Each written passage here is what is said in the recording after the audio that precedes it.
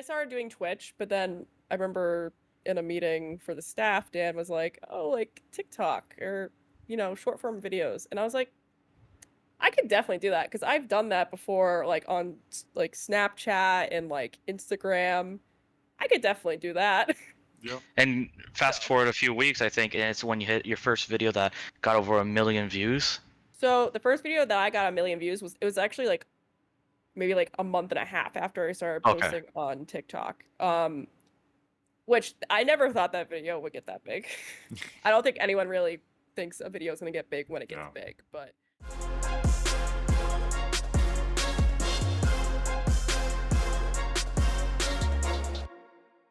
Hello, my friends, and welcome once again to the Game Changers podcast, brought to you by Damascus Gaming, hosted by me and Luis Ballester. Luis, how you doing, brother? I'm doing good. How are you? I'm doing good. We had a very interesting weekend. We were supposed to fly out to Vegas, unfortunately, because Microsoft decided to have the epic fail of the decade. All of the systems crashed. We had to jump into a rental car and drive up. So we're a little bit tired, but not too tired to introduce our outstanding guest that we have, Dimkat, Katie. Is our Fortnite community manager, but more importantly, she's also a phenomenal streamer and content creator. She's been streaming on TikTok now for, is it 6 months now, Katie? so I originally started on Twitch. So technically on Twitch it's been 6 months. Okay. But with TikTok it's been since around March or April. So about like Gotcha. 3 or 4. Yeah. Okay, cool. Well, we're really excited to have you on the podcast. For those of you that do not know Katie, she has been a cornerstone of the company, really helping to grow out the communities. And she's always been very, very loyal to the company as well. So we're really excited to have her on. So kind of jumping into a little bit, Katie, I want to get into before Damascus game. Let's go way back on the clock. You starting off as a gamer. What got Oh you man. into the awesome world that we know as gaming? Okay, so this I was actually like I started playing video games kind of late. A lot of Okay. people I know started playing games when they were like small children. I started when I was about in fourth grade, around like 9 or 10. Okay. Um, that's when I got my first DS. Um, my first console was Best a era. DS. Yeah. It was like my first game was like the new Super Mario Bros. At the time. Nice. But what got me really into video games was Pokemon. I had friends in my fourth grade class that were talking about Pokemon Exploration Team and Pokemon Ranger, and I was like, this looks so cool. I've always heard about Pokemon, but like, what is it? So I got the games. Like my sister and I played Diamond and Pearl, and I've loved video games ever since. I was solely on Nintendo consoles for like years. I didn't get a PlayStation until I was in college. Oh, I had a gotcha. PSP though. I Okay. did have a PSP. My first PSP was actually a PSP Go. Like like no one knows that console, but it was like the PSP that slides Yep. up and down like a Yep. flip phone almost. But that was like revolutionary back then because you could just download games, and back then Yep. downloading games was like not a thing that Not a existed. thing, no. Yeah. Yeah. Actually, that's a funny story too. I'll bring up real quick about so I got a PSP myself. I got the OG, like the big fat one. Mhm. When you would when you open up the back, it actually would like actually pop out for you. Yeah. Get a That's little one that disc. I had. Yeah. So you put it in the back. Yeah. And my first game that I got, it was NHL. I forget what year it was, but I remember I'm like playing the game and I can't figure out how to move my guy. Cause I'm like, dude, like I can pass, I can shoot, but I can't move. It took me like half an hour to figure out that the analog stick was a little nub on the bottom left. Cause I refused to read the instructions. I'm like, I'm not gonna do this. And it took me like super embarrassing, like long amount of time to figure out how to actually move my character on the PSP. But yeah, so that's a good, yeah, really outstanding professional gamer right here. Um, Every gamer had his origin story, you know? yeah, Yeah. I think 100%. my first console was the Nintendo 64. There you go. And yeah, I Yeah. loved 64, and I was playing some of those 007 games with my friends and my dad. GoldenEye was the GOAT. That's Mm-hmm. the first console that I ever owned was a PS1 because my parents were very much like, don't get into gaming, it's gonna be a really bad thing. But I definitely, the first console that I ever Look played at you on. now. I think my first console ever was actually a Sega Genesis. That was my first one I ever jumped on. So that was like awesome. My nephew had all those old consoles, and he was like, "You gotta come over and play." So I came over and played. Um, so yeah, so all right, so you started off with Nintendo, really got into Pokemon. You're like, let's freaking go. Yeah. Yeah, Pokemon Go. See that? Like we're getting into stupid segues. Oh, I still play Pokemon Go. That's another thing I still There it play. is. Like I was one of the people that stayed on it for years. Some people they dropped off right after Yep. like it came out, but I played it for those 7 years. I can't believe it's been 7 years now that's been out. But Yeah, It's been 7 years. Wow, I hadn't yeah, thought has. about that. It we were has. like freshmen, or no, we were coming out of our freshman year in college. That's when it released. I was, Wow. yep, I was 2 years into my military career when I remember that it dropped, and everybody was playing it. We like you see people like walking across the street looking down at their Mhm. phone. You'd be like, look up, because they're just so amped about it. Yeah. It was nuts. So you get your first PlayStation. When did you start getting into Fortnite? Okay, so this is a story. So this kind of also goes into my background. So I was a moderator.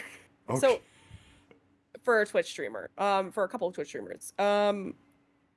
So this started back in like 2020. So, pandemic, everyone was like indoors. I was really active in Twitch communities. I was very active in a cosplayers community, and he was a partner on Twitch. Okay. I don't think he streams on Twitch anymore, but the other ones I know they do still stream. But anyway, I met a smaller streamer through that community, and I became one of his mods.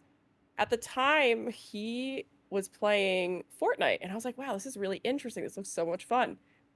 And so literally like the day after he streamed it, they announced that Vi from Arcane was getting released as a skin. And I was like, oh, I love Vi.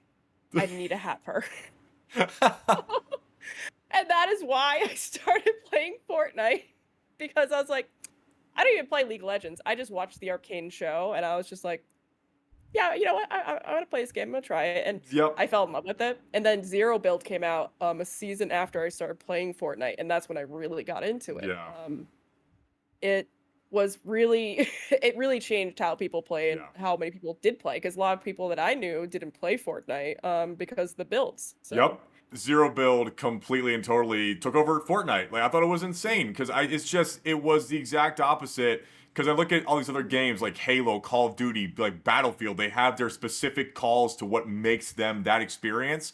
Fortnite just seems to be that game that you can change whatever you want about it, and people are still going to play it in droves. And I would actually say Zero Build probably one of the best things they ever did to it because I think it brought in a Yep. way larger audience. yeah, it definitely diversified gameplay as well, because when when I started doing competitive Fortnite, because I might no means like an esports like level of like amazing at competing, but I did it where it was arenas, and now they have Fortnite ranked. Whereas Yeah. arenas was a completely different ranking system, and the way you got points was by surviving rather Yep. than actually like going and pew-pewing everyone. Yep. Which is also an interesting story, is how I started that, because I decided one day for funsies just to do the PlayStation Cup, and I used a furry skin because everyone else was using like these like OG Fortnite skins that like, they're all very skinny and petite and everything, and I was like, I'm gonna have fun with this. I'm not make a meme out of this, so I competed with the Fennec skin. Let's and, go. I did fine. I think I got at like the top 30% Good for or you. something, but yeah, so I was like, you know what? This is fun. I'll try Yep. it. And I kept competing. And then finally they brought out their new ranked system about a year ago. And I was like, and they finally included Zero Build, because they didn't include Zero Build in FNCS yet. I Yeah. don't know if they're doing that this year. I would be surprised if they don't do that this year, because they have it in ranked, but it's definitely interesting as well to see Fortnite racing taking off. It's not as big as Fortnite ranked, but people are competing in it. It's cool to see that people are bringing stuff also as well from their Rocket League experience and their Rocket League libraries, or whatever Yeah. their cosmetics are, their decals and everything. They're bringing all those into Fortnite as well. So Yep. and No, they That's also very today they brought Fall Guys into Fortnite. Yep, they did. Epic. interesting. Yeah, they have. Epic. Battle beans have arrived at Fortnite. Yeah. And there's also there's a mode now in creative. I don't know if they've released it yet, but they've talked about it on Twitter, where you can be you could be a Fall Guys bean in Fortnite on the Fortnite map. That is Oh, I love super it. funny, actually. Yeah. Yeah. When I used to play Fortnite, we used to because they always bring out the Peely skins for like seems like every Mhm. season, like there's some version of Peely. Yeah, So they still we do that. yeah, so my squad, we would all wear a version of a Peely skin, and we would be like, "We're the Banana Brethren." We'd be out there in, like these massive red banana skins running around, and of course, they spot you from like 3 miles away. So like we're always getting sniped from somewhere. We're like, and we can never figure out where. But yeah, I will say Epic's been doing an extremely good job with bringing in a lot of different IPs, and not just Mhm. across culture, but also in gaming. Like picking up Yeah. Rocket League, I think was a very good move on their part. Mhm. Seeing what Fall Guys was doing, bringing that into their ecosystem was very, very smart. Yeah. Um, Now and that's the Disney too. yeah, I mean Disney. I mean they've really there's It's so quite the many IP to different grab. IPs. Yeah, I Mhm. mean Yeah. now like my main skin in Fortnite when I do play, which is pretty rare these days. But Master Mhm. Chief because they brought Halo in as well. Yeah. It's just really cool being able to see all these different IPs in one Yeah. game. And I mean it's really worked well for them. I think Mhm. Epic is one of the few developers. They don't always get it right, but at least Mhm. their battle pass isn't like this super scummy system like other Mhm. games are. Because I mean, we've Yeah, all like seen it. You know, pay Mhm. yeah. $40 for 3 weapon skins. It's like, not worth it. Yeah. Yeah, because I know Apex, there was people like protesting Apex. I don't know the whole details with Yeah. Apex, but I know people were upset about the battle pass and boycotting it, and now a lot of people are going to Fortnite and Warzone because of that. Yep. Yep. No, Yeah, there's. Epic's going through a little bit of change, but I Mhm. want to go back to your streaming career here because so you switched onto Fortnite and you've been playing all these other modes, but what really like you said as a moderator. That's how you got Yeah. into Fortnite pretty much. When did you Yeah. decide to become the content creator themselves? So, okay. So back in like 2023, I had a rough year. I stopped being a moderator for a little while. I was still a moderator for one person, that's my boyfriend. But basically I kind of came to the realization towards the end of 2023 like, oh, I know a lot about content creation. I used to give advice to the creators I've moderated for. I was like, I could maybe take a shot at this. I kept kind of putting it off for a while. And then I started doing Twitch, but then I remember in a meeting for the staff, Dan was like, "Oh, like TikTok or, short form videos." And I was like, I could definitely do that because I've done that before, like on like Snapchat and like Instagram. I could definitely do that. Yep. And fast So, forward a few weeks, I think, and it's when you hit your first video that got over 1 million views. so the first video that I got a million views was actually like maybe like a month and a half after I started Okay. posting on TikTok. Which I never thought that video would get that big. I don't think anyone really thinks a video is gonna get big when it gets Yeah. big, but of course it was a Fortnite video. Yep. But it was just like it was so interesting to me because a lot of what pushed the algorithm in TikTok back then was people talking and commenting on your posts. Now it's very different. They changed it because of I think they changed it to TOS, so now the way that they use their algorithm is very different. It depends on consistency throughout a couple of days rather than just instantly. Yeah. So, but Where it's do you been go to find these things? Like, I know, for example, Kitty, like yeah. other content creators always ask me like, "Hey, they keep changing the algorithm. I'm trying to stay on top of it, but like I don't know how to." What advice could you give those content creators? So what I do, because also TikTok has like a tool where you can look at hashtags and what people are using to tag their content, but then also where there's a content gap. So I try to go into the content gap of the Creator Search Insights tool and see what they're trying to look for or what they're gauging that they need more of, because then they'll push it out more if that's what they need more of. But what I also do is I do it by like search engine optimization. So Yep. whenever you type, so say like you type in Fortnite, you have a different, like you have a whole list of things that come out. It's like Fortnite Battle Pass, Fortnite skins, Fortnite item shop. You want to look at what people are searching and then use those as the hashtags because that's what's going to come up when they search for it. Um, and it's the same thing with YouTube because I don't post as often on YouTube, but whenever I've done YouTube shorts, it's always been where I kind of look at how are people searching things on YouTube. And there's definitely tools out there that you can use to like really optimize like that. But for me, as like an average person who's only been doing this for about 6, 7 months, like I just kind of go and look it up myself and kind of make my own observations, analyze that. Yeah. You say average person, you say 6 or 7 months, but reality is that in just that time period, you've hit multiple like viral videos, you've created your own brand, you are Dimkat, you have your own icon, and you have a community that you've grown inside the Damascus Gaming Discord server that I think right now, Daniel, correct me if I'm wrong, but it's over 100 people right now. Yeah, no, it's by far the largest community that we have. I mean, outside of the arena, in our Discord server. Um, but that's like also like because I remember when you first, like when you talked to me about like, hey, I'm looking at it, but I don't really know what to do. And I told you like, hey, like you're gonna figure this out. Like I can help you out a little bit, but you'll figure this out. And you really came into your own very, very quickly. And Yeah. it's one of the things that I see so many times because I also used to mod. This was long before DG was even a thought. Um, I would see all these creators that would be coming in back on the Mixer days, and they'd be like, "Hey, I'm trying to get into streaming. I really want to grow my audience." And you ask them, "Hey, like, well, what are you doing to grow your audience?" And the answer was always, "Oh, well, I'm streaming, 4, 5, 6 times a week." And I go, "Hey, man, I love the grind, but it's not the grind that you're looking for. You need to be getting more into the weeds." And everything you said, as Luis always calls it, is eating your vegetables.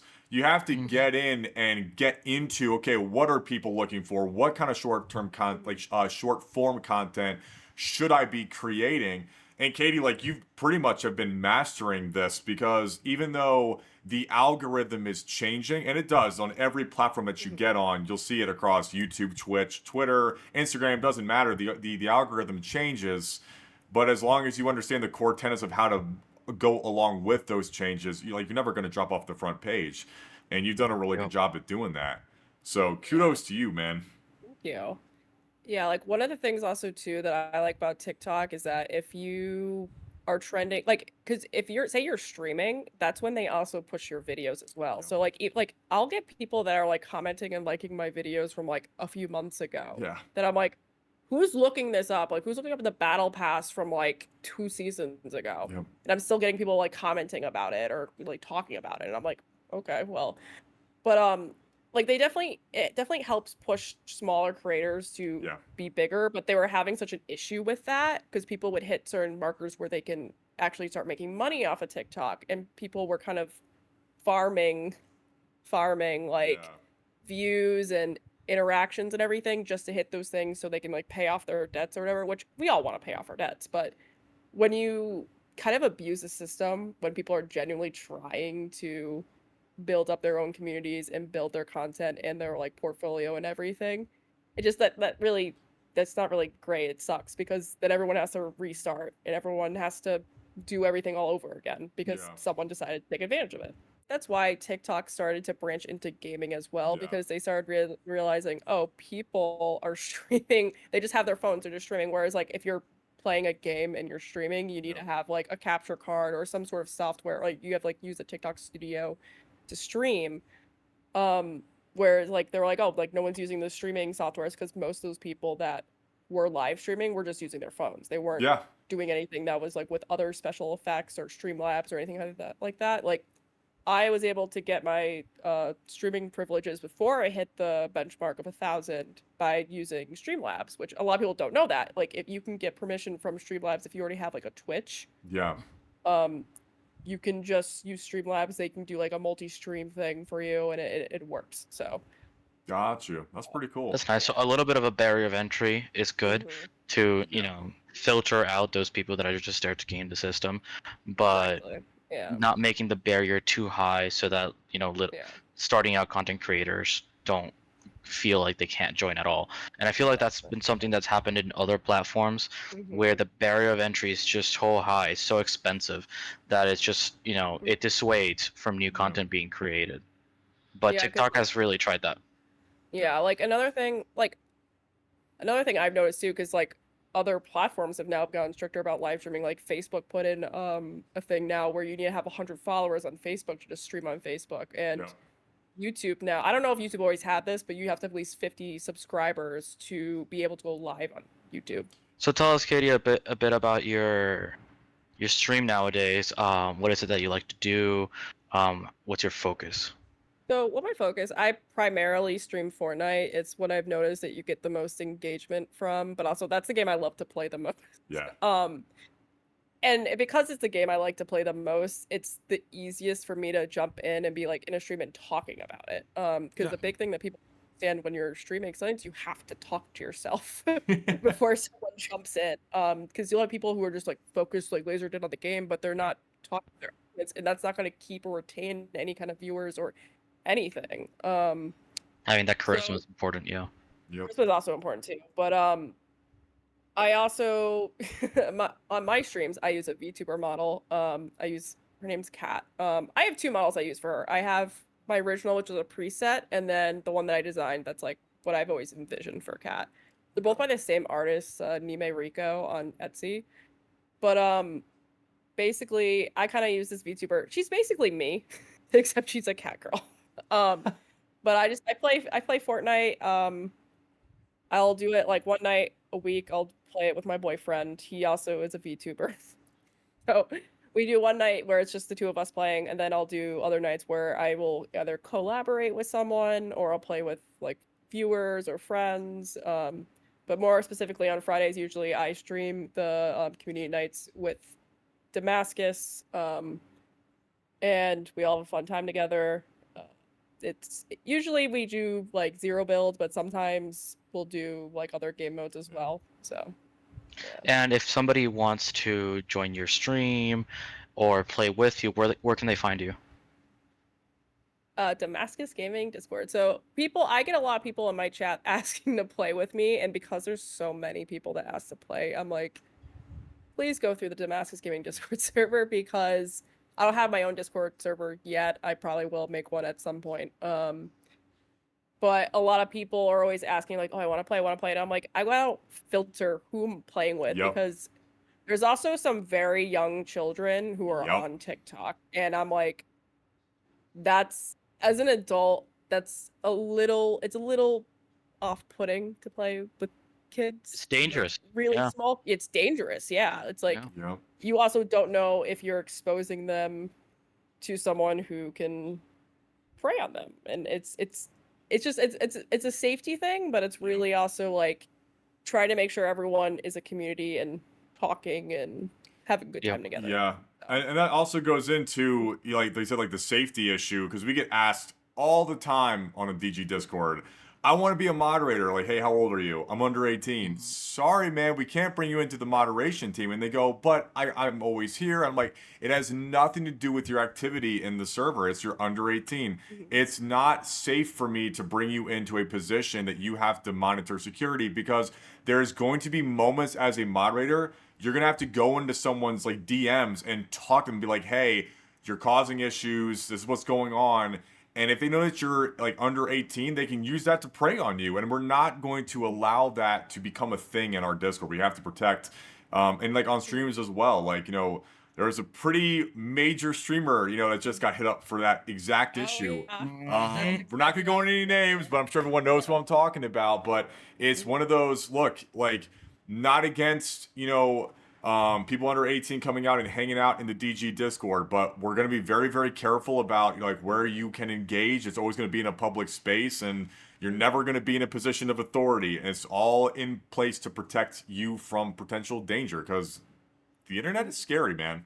I know that your priority is streaming Fortnite. What other games do you play? So right now, I love Genshin Impact. I've taken a little bit of Really? a break from it, but I've liked Genshin Impact since it first came out back in Really? 2020. Yeah, I was Okay. very into it. It's a gacha game, where you basically roll, you Yeah. like put like 10 like wishes in and you get like a random character or something. Um, I for 3 years built my favorite character to perfection. His name's D-Luke. Okay. He's like he was the character that made me want to play like Genshin Impact. I spent 3 years like getting the perfect like stats and everything for him and the perfect weapon, everything. Yeah. It was ridiculous. But I really enjoyed that. I took a break from that because I was doing a lot of stuff with Fortnite, but I've also been playing Wuthering Waves, which is people say it's like Genshin Impact. I think it's like Genshin Impact, but there's certain aspects to it that are a bit different or really a major big difference. But it's one thing I enjoy. I used to play Call of Duty, if you could tell by all my merchandise in the A background. little bit of a Ghost fan. A little bit. Yeah, I funny thing is, I'm actually more of a soap fan. Yes, I was just one of the reasons why I wanted to get into this. So, Katie, if you could please explain to us how you felt about the Modern Warfare 3 campaign. I would Oh, love to dear. get in on this in depth on this podcast. She's gonna hate me for this. No, it's fine. I've definitely got a rant about this. So we all knew going into MW3 from the original MW3 Yep. that there was potential for soap to pass on. Mm-hmm. When I was playing the campaign, I like did not look at Twitter. I knew people were pissed off about the campaign. I did not look at Twitter. I didn't look at why people were pissed off. But I was like, you know what? We'll figure it out. I'll play it. I played it. I literally called my boyfriend and I'm like, I can't even right now. And he's like, what do you mean? I was like upset in tears. I was like, they unaligned soap and I can't deal with this. Like, because back when I started playing Call of Duty, which was actually a year ago, in January 2023, so when I stopped being a moderator, it was because I had differences with the person that I was moderating for, and they were also very linked to the community that I was also huge I was very active in. Yeah. So with all that happening, I had to leave that community, and I had like I didn't do anything with my time, or I didn't know what really to do with my time. I was just sad and everything. Yeah. But I knew at the time that my boyfriend, who was my friend at the time, he played Call of Duty, and I was like, you know what? I need to do something with my time. I'll play Call of Duty, and maybe we'll play together, because, yeah. I played MW2, and I was like, oh my god, so I love this man, so amazing. I can't. And then I loved Ghosts as well, but I was just like, so I just like I sympathize with him. I don't know why, but I was just like, I love him. So I loved MW2's campaign. So going into MW3, seeing how they wrote it, but also the gameplay, I was just like, what? Yep. Because it was very more story based for the campaign. In MW2, whereas MW3, they're like, here's these different missions that go together. Yep. Instead of having it all in one fluid story. It was just like everything was all separated. And I was just like, that was one of the reasons why I didn't like it, but another reason why I didn't like it was because they basically on a live soap screen, but like it wasn't really off screen, but it was just like the way they did it, it wasn't a hero's death. It was like it was unnecessary. Yes. Yeah, it was unnecessary, but like he did like try to protect Price. Yeah. But at the same time, I was just like they all like right after it happened, all these team members are just standing there all like also in shock, basically. Yeah. No, 100%. And then at the very end, I don't know if you guys know about this. If you watch the cutscene, at the very end, Price takes Shepard's life. Oh yeah. Which never happened. Nope. Which is controversial that happened. That people have been talking about for like months and months now. So yeah, I mean, and to go back, if somehow everyone who's watching missed the epic original trilogy for Modern Warfare 2, Modern Warfare 3, this is back, in 2007 when Call of Duty was really, I would say, like at its peak. And I would say its peak, I would say, was Call of Duty 4 through Black Ops 2, at least in like just a straight multiplayer. And even like the campaigns were just solid. So the big thing that they changed And this is what I've noticed with a lot of gaming today is that as we really get into this current era that we're in, storytelling, at least for me, has really dropped off. Like playing even like the original Halo games, like the story was very concise. It was very well put together. I enjoyed playing them. Call of Duty was another campaign I really enjoyed playing. Call of Duty 4's campaign, everything you did felt like it had weight to it. The characters felt like you were actually in the story and you cared about them. Modern Warfare 2, it continues that story on.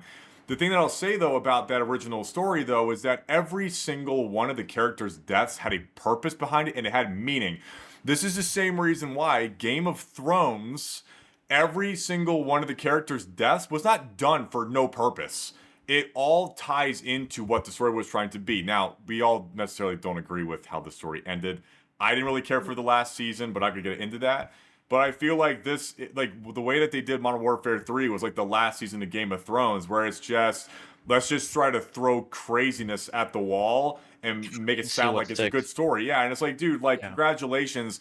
Like, I understand by Modern Warfare 3 in the original trilogy, you know, both Soap and Ghost were no longer with us. Modern Warfare 3 it's just Soap, but to me, when I watch it, because I didn't play Modern Warfare 3, when I was told how like the campaign style was, it didn't interest me, so I just didn't play it.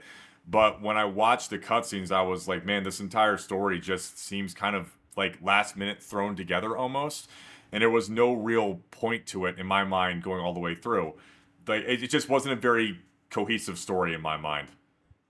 Okay, so in MW3, when it came out, or when they were doing like all the voice recordings and like all the voice actors were also the model actors for like Yeah. the in-game models. When they came in to record that day where it was the final scenes, they didn't even know what was going to happen yet. Yeah. And I guess apparently like it was like no one knew. Like everyone was shocked. Yeah.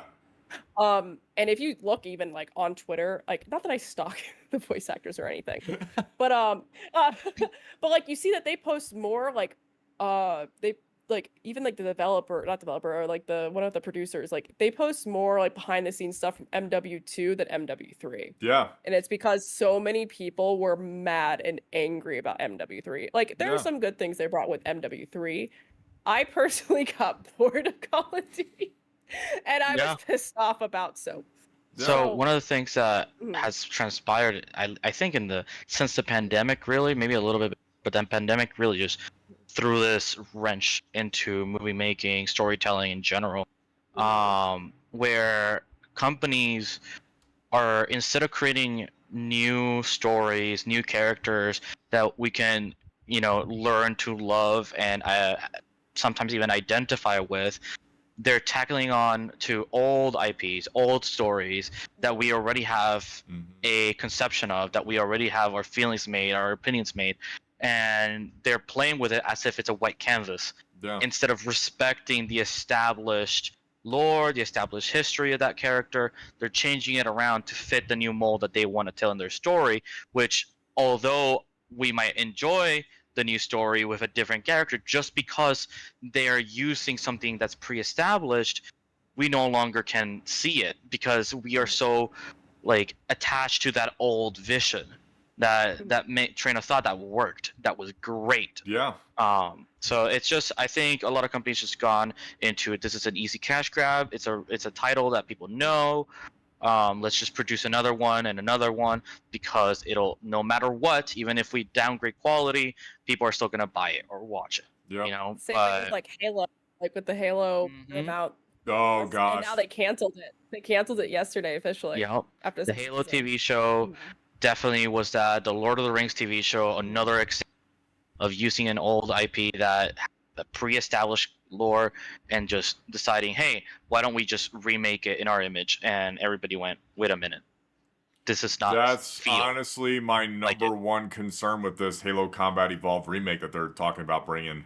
I do not know how I feel about this yet because when I hear the words, it's going to follow the story of the first game established by Bungie.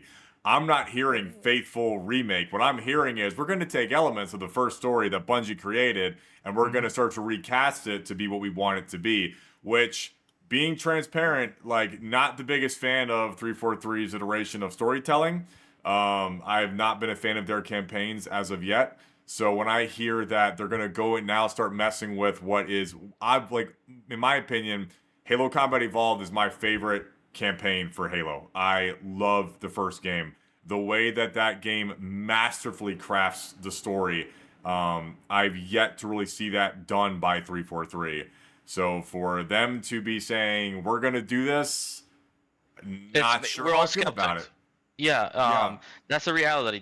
These last, I would say, 4 years has turned even the most loyal fan bases into skeptics yeah, about like these corporations such Mhm. as Disney and Amazon and like HBO Max and all these different like entities that produce these stories, and now we're going like, can we trust it?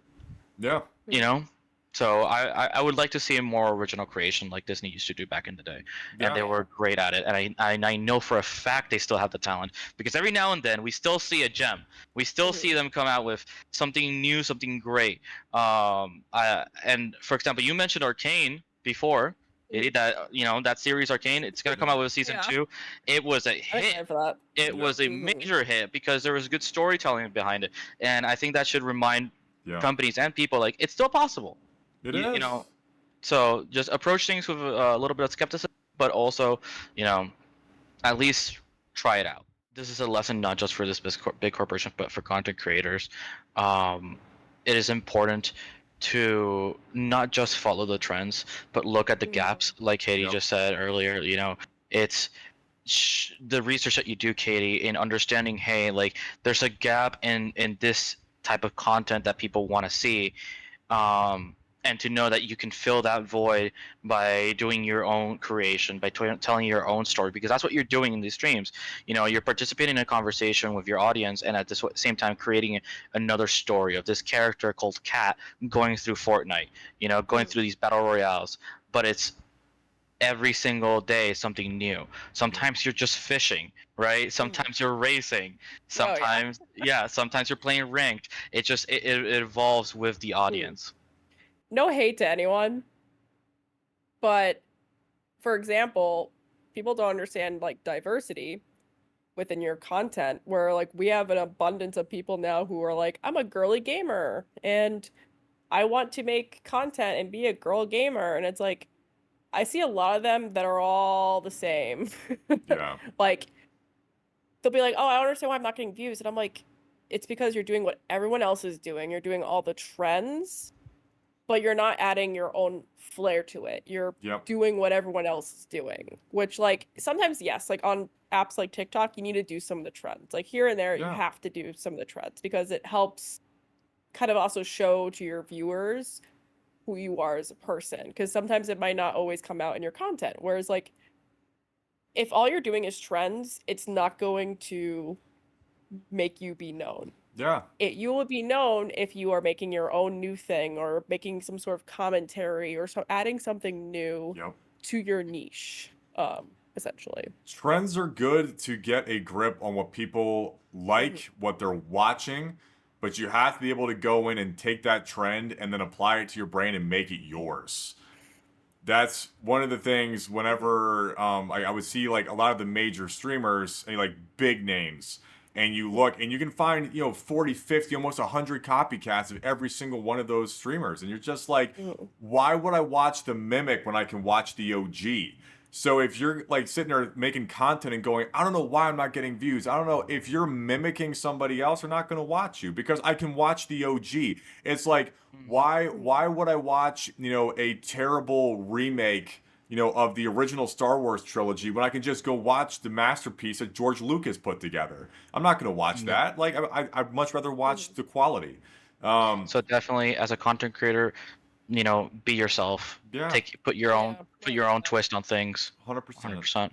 Yeah, I think also too, it's like people also need to realize that you can't just make money solely off of streaming. You also have to do things like affiliates and or affiliate ships or like sponsors, like finding different ways of revenue. Because if you look at all the big streamers, like look at Ninja and Cypher PK, for example, like Cypher PK has his own fashion line and Ninja came out with like his own chocolate milk or something. Like they have all these different types of businesses. They're not just streamers.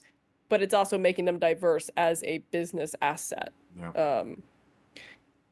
Which is it's a lot of people think, oh, you get into streaming and that's all you do to make money, but it's something I've also had to learn too. Like you don't just make money from streaming. You have to find other ways to do it as well. You have to make it a diverse, or you have to have like a diverse income stream. It just can't be one thing and done. It's not like having one job and that's it. Some people, they can do that, but not everyone can do that. So It's a Yeah. very rare streamer that can make that a reality. But even then, like I'm trying to think. I don't think I know of one person that only streams and does nothing else. Because even the major content creators that like do like I'll say like majority streaming, they still post on YouTube. They still upload short form content. And if it's not them, it's an editing company doing it on their behalf. Yeah.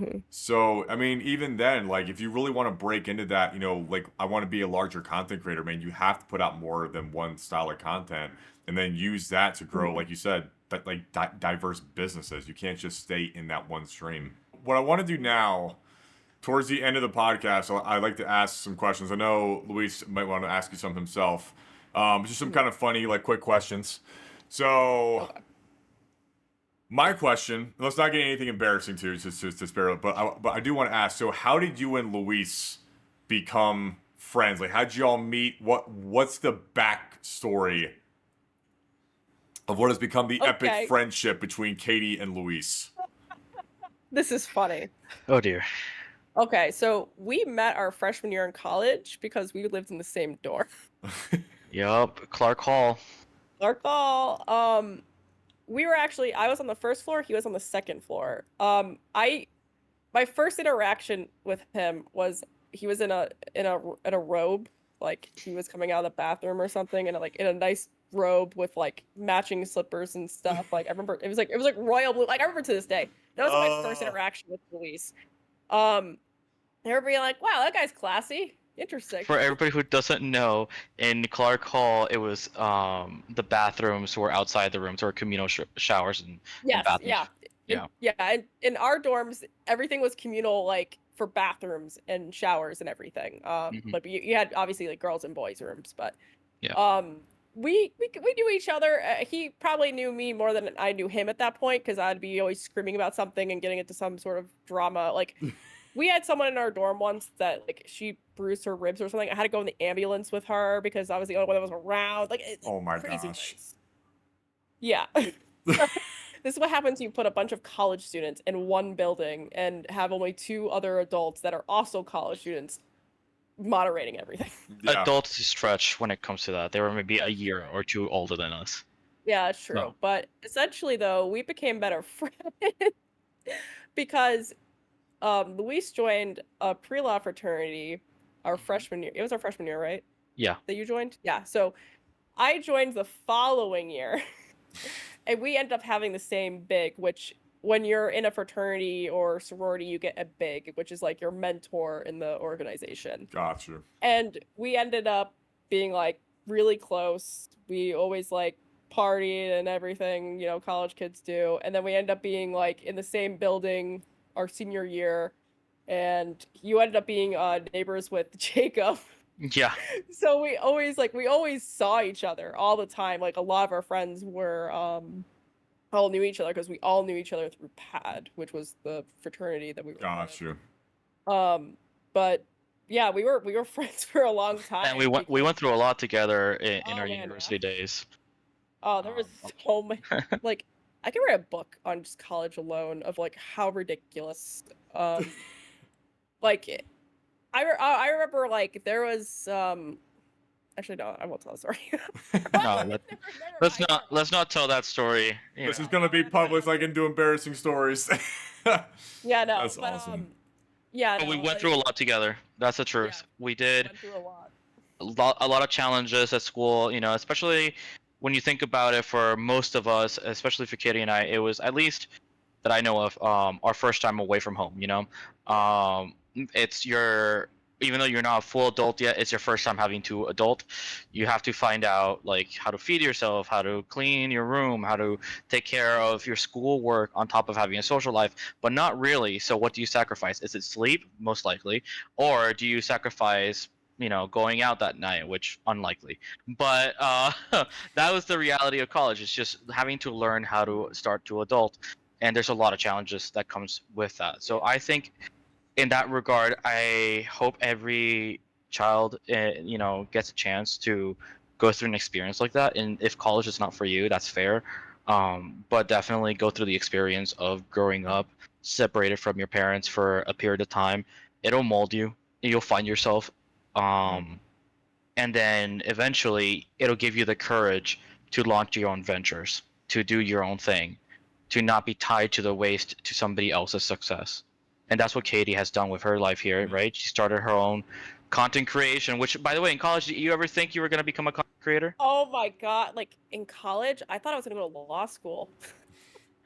Like Right. that's why we all joined the pre-law fraternity. Like we all were thinking, oh, we're gonna go to law school. You actually went to law school, but I was like, oh, maybe I will. Like, I'll do something with like civil family law or whatever. And then it came down when we graduated. It came down we had to take the LSATs and apply to schools. Mm-hmm. One of the things I took the LSATs, my scores were not great. But also at the time I was kind of struggling with like depression, and a lot of things like it was like shell shock for me to go back home after After college being because independent. Yeah. yeah, because also too like at that time my mom was taking care of my grandmother who had really bad dementia, so I went home for because of that. And I thought that like back then I thought, okay, I'm gonna go to law school, but I don't really know why I'm going to law school. Um, and I ended up, I mean, even though the pandemic happened, it was probably fortunate enough. I was fortunate enough that it happened when it did because I also, excuse me, it also kind of put everything to a halt where I was like, okay, law school might not be an option right now for me because I'm not the best learner online. I mean, I definitely can thrive in It's online tough. communities, but I'm not one of those people that I did, which is ironic because I did do my master's program online. But um, it's just like I was like, I need to kind of figure stuff out, and it's just like I had some issues as well with like alcohol, and it's just now I'm sober and everything's fine. But it's like in that time, I was kind of rediscovering myself for the first time without alcohol because I had it for so long to cope with. And one of the things that I kind of coped or I used kind of to cope from not having to drink alcohol was going to live streams and playing video games. Like I refound my love for video games when I went sober, actually. So That's that's good. like something that not a lot of people know about me is like I kind of lost my love for video games when I was in college. I would play them, but I wasn't like in love with them or up to like, up to par, like knowing everything about them. Um, by like the grace of God, I was able to be or get to where I am today where I can say like I've been sober for years. Like I could be around alcohol and everything, but it's like people don't realize that video games can be an escape, but it can be escape for something better because a lot of people they'll go through their life and they'll Yeah. suffer from these Yeah. different issues and they don't find something that helps them um actually regain their health back and their life back. I'm glad you bring that up because a lot of times, and I know like Luis and I've done this a few times, we'll bring up that video games are an escape. And a lot of people associate, oh, escape's a bad thing because you're running from something that you should be doing. Not always the case. A lot of times, an escape is also getting away from something that you need to distance yourself from. And video games are often a really good way to I don't know, Luis. What word am I looking for here? I mean, it's a way to break away from some toxic things Yeah. in Yeah. life, whether you have suffered from things at home or at Mhm. work, and you get back to your computer and you're able to play that game, and that game is Yeah. able to transport you to another universe, right? Where you get to Mhm. build your story, where you don't have these problems. And even just for like that 1 hour that you get to play, it's just enough to give you the energy to say, okay, tomorrow's going to be a better day. Yeah. You know? Yeah, exactly. And that's what it's all about. It's a healthy level. Now, obviously, some people can get lost in Alice in Wonderland, Oh yeah. but if you check yourself, as long as you keep checking yourself, it's not as bad as other things that people use to cope, right? So, as we know, alcohol and drugs are prevalent in this country, and Mhm. gaming for me is way better substance. Yeah.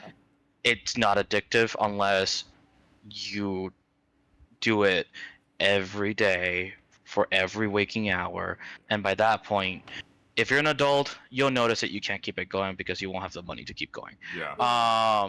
And if you're a child, well, in that regard, I would say to the parents, keep an eye on that. Whenever they play, it's good that they play, but make sure that they understand there's a timer on it. Yeah. You can play for a few hours a day or something, and then go touch some grass. Yeah, But exactly. Yeah. even to our content creators like Katie, to our esports players, every single one of them, they either have a job or a hobby outside of gaming that brings them out back into the real world. They exercise, they take care of things, they have relationships, they live their life.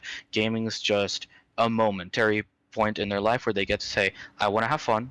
Yep. I want to retreat from this world that sometimes feels in this 24-hour news cycle of depression. It feels like there's no hope. Well, guess what? There is hope, Yeah. So Yeah, exactly. It's like I don't usually preach to people like my whole experience, but I'm like, I know a lot of people, they're like, oh, you play video games. And I'm like, listen, I used to do a lot worse. Like, I used to just party and that's all I did. mhm. Like, people don't realize like it takes a toll. And as much as video games can take a toll on some people, it's not as much as literal substances. So, Yeah. Yeah. No, definitely. yeah, sorry. I know I took like a whole different No, turn, I you're think, than you're good. looking for. But... This is what the podcast is for, and it's Yeah. something that I want everyone to understand. Like, yeah, we are gonna have talks about like video games and get into some fun stuff, but also being able to have those more real conversations as well. It's important. Yeah, people I think forget a lot. Esports and gaming, while it's done through computers, it's a very human experience. So we need that to be shown on the podcast. So no, that's a good thing. Leading into the next issue, which I think is a good segue actually, because you found your love for gaming again. What is your favorite video game of all time? Any generation? Hmm. Do My favorite video game. I'm kidding. I have a few, honestly, that I can think of. So I don't know if you know what the Persona series is. Yes. Yep. I do. My favorite Persona game is Persona 4. Okay. I played it originally on my PSP Vita. It was like Persona 4 Golden, I think.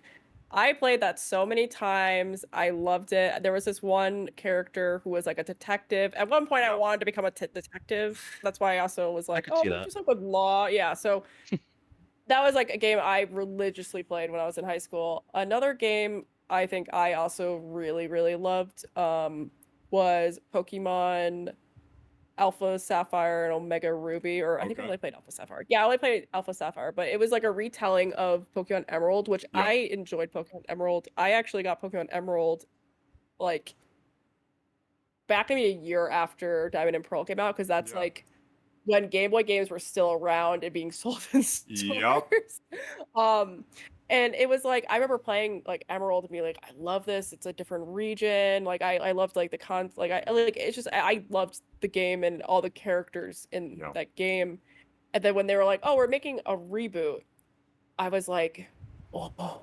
And I remember specifically this was right after I started playing it right after I got I got my acceptance letter for college, and I Yeah. was in Mexico and I was just enjoying, like I was like almost reliving my childhood but in a modern take.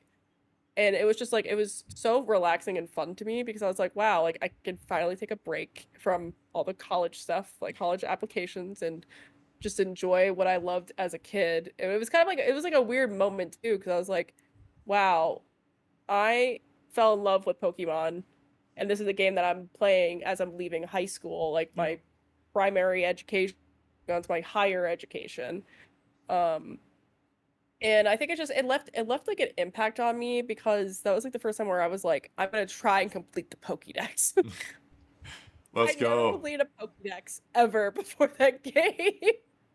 Um, because back then I didn't even have like many friends that played Pokemon. Because Okay. if you know anything about Pokemon, you need to have both versions of the Yep. game to be able to finish the Pokédex. And I didn't have friends that had both versions of the Yep. game because I didn't really interact or involve myself with people online. Really like until around. Actually, okay. Let me take that back. I did play my first MMO was Bakugan Dimensions, and that was a crazy game Oh, because that was that's like kids. yep.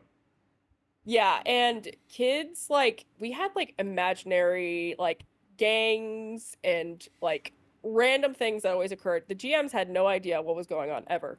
People were just like it was like rampant with like what people were doing like heinous things. I don't even know, but it was all a game that was just like online, like Yeah. browser based. Yep. Um, but essentially, like that was like one of the first moments in my life where I was interacting with people online. But then that game shut down, and I was like, my heart was so broken that it shut down that I didn't play games online with other people or try to involve myself with other people for years. Yeah. Um, and I just was like, I loved having community and everything like that, but I didn't know about Discord and everything at that time, and just like I mean, actually Discord I don't think came out until like what was it like 2015, 2017, It, something like it that. was But it. yeah, That's it a was good like question. early. Yeah, no, Yeah, 2014. it's Yeah, only been around I think for over a decade. yeah. So, but like I didn't know enough to go to like Reddit or anything like that. I was always You were like right, told like Kitty. yeah, Discord Yeah. came out in May 13th of 2015. There you go. yeah. So I never really like was involved in doing anything online until really it was 2020. Um, I think it was just us too. Like you hear all these horror stories online and people playing online and there being some sort of issue or whatever. Um, but I think it's just like I don't think like I mean Baka Dimensions was like the one video game that I played that left like a lasting impression on me as well. Because that was the first MMO I ever played. Hmm. I don't think I ever picked up an MMO like that again where Yeah. I played it religiously. I had friends on there. I just like now it's like I play Fortnite. Now all the friends are on Discord and on TikTok and all these things. It's so Yeah. different now. Whereas before you would jump onto an MMO and all your friends were on the MMO. It Yep. wasn't and then maybe you have them on Skype, maybe. Yep. But Oh, I I was at the forgot age about though. Skype. Oh, I Yeah. Skype's remember doing that. unforgettable. Yeah, dude, that's Yeah. wow. Hmm. Yeah, and it's Wow. like that's how I know a lot of people at the time like communicate with each other was Hmm. if you were in Yep. game like you would just go to Skype or you would go to what was the other thing? There was another Yeah. thing. I am Uvu? instant message. No, it's aim. Yeah, aim. Yep. Aim. Yeah. Name. So but it's like it's so different how video games are now compared to like back in the day. What I can't believe it's now back in the day, but You're good. I feel old. No, like a lot of stuff has changed, like in communication. Like that's one thing I actually miss that about gaming today. Like the post game lobby used to be one of the greatest things that we had across gaming because you'd finish out a match, and being able to party up with the same guys and keep going into the next matches over and over and over again. I made so many friends just on Halo 3 alone for like the post game lobby. I don't know why we've gone away from those days because that was like the best part about gaming was meeting all these great people from like all over the Yup. place, being able to hang out with them. And like you I met a said, bunch of my high school friends from Puerto Rico while playing Modern Warfare in those post game lobbies. yeah, and they Oh my were God. toxic, dude. Oh my Hmm. gosh. Like that's one thing that most makes me laugh is like all these rules and like I'm not saying that they're bad by the way because I think that toxicity can go way too far. Like trash talking is fun, but there should be a temper on your rage. Um, like back in Modern Warfare 2, for example, though, dude, like if they had any of the control measures put in place for Modern Warfare 2 that they have now, Oh no. I think the game may have like less than 10,000 people actively playing because it would have kicked everybody off. Yeah. I mean everybody. Mhm. So I could Oh, I'm see why sorry. my parents were against it at the time. I think we gave the viewers here a couple of things to think about. Yeah. Number one, just to put it in a nutshell, is if you're thinking about going into content creation, do think about moderating for a creator at first. It'll give you the lay of the land. Yeah. It's kind of like an internship for one of these other big corporations. You get to learn a lot from that creator, and actually pitch in. It's a more direct one-on-one. And also, like, where to find you, Katie, right? So what's your name on Twitch? So you My can name on share it. Twitch is Dimkat97, spelled Dimkat 97. It's on Twitch, and I'm also on TikTok. My YouTube, I believe, is the same as well, or it might just be Dimkat. But and then my Instagram is Dimkat1997 because Dimkat was already taken, and same with Dimkat97. So, Fair enough. yeah. Your fans Also are on stealing your Twitter. name. Yeah. Oh yeah, no, I have Dimkat Lover. There's someone named Dimkat Lover that shows up to my stream. Oh, that's Love it. not Well, creepy I'm at still all. trying to figure out if that's a person I know, if that's just some random person. Probably random, Interesting. but power to them, and power to you that you got such a large following nowadays. And honestly, I can't wait what you come up with next. What new ideas, new stories you're gonna tell, and your Oh own man. take on things. So, Oh yeah. thank you, Katie. Thank you Absolutely. guys. All right, everybody, we appreciate y'all coming in to the podcast, listening to us all talking about all kinds of fun stuff. Katie, once again, I do want to say thank you as well. If you want to find us, please come check our website out at damascusgaming.com. You can find all of our socials on there. Join our Discord. Check out our merchandise. We are El Paso's esports company, so we do have a lot of really cool things happening year-round. So check out the website for all that information. But that is going to be it for us today. As always, we will see y'all in the next one.